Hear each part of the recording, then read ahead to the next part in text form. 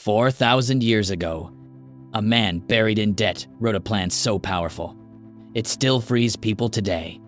If you've ever felt trapped by money, subscribe now and do not leave early. The final tablet changes everything. In the ruins of ancient Babylon, beneath broken stone and forgotten dust, 5 clay tablets were uncovered. A professor from an English university sent them with a letter to his colleague. He wrote, "These tablets were not written by a king, but by a man who once lost everything." The name carved into the clay was Dabassir, camel trader of Babylon. It took months to translate the markings, but when the meaning became clear, the professor paused, because the tablets weren't history. They were instructions, and he decided to test them. Dabassir begins with his lowest point.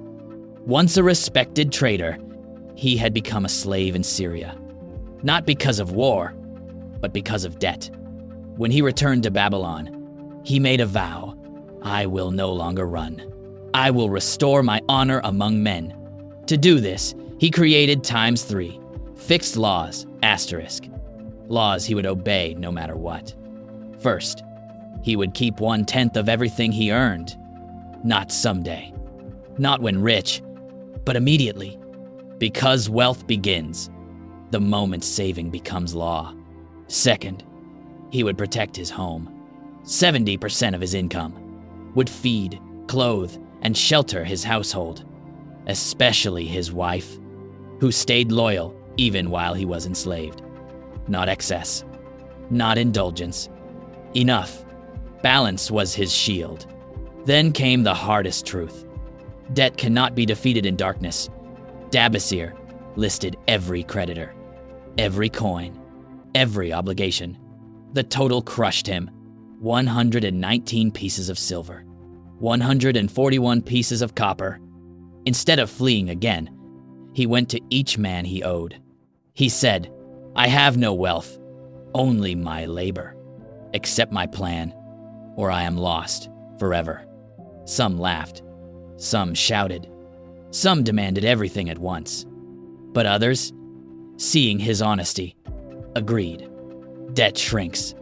The moment it is faced, Dabassir returned to work, buying camels for Nebuchadnezzar. Some days were profitable, some days were barren, but the plan never changed. 10% saved, 70% to live, 20% to destroy debt. Whether he earned much or little, the rule remained unbroken. Not luck, not chance, discipline. Then one day, the final payment was made. The chains were gone.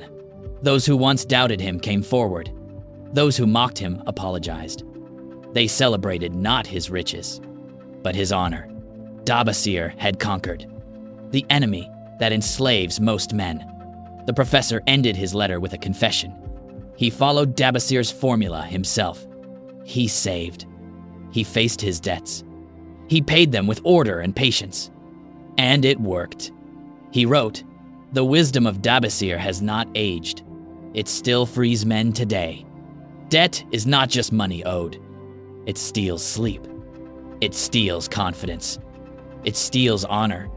Running from it makes it stronger. Facing it makes you unstoppable." Dabassir did not escape debt by miracle, but by courage, structure, and consistency. And so can you. If this story spoke to you, share it with someone who needs it. Subscribe for wisdom that builds freedom, not fantasies. And remember, debt is the enemy that grows when ignored, but dies when faced. Stand firm, act wisely, and reclaim your honor among men.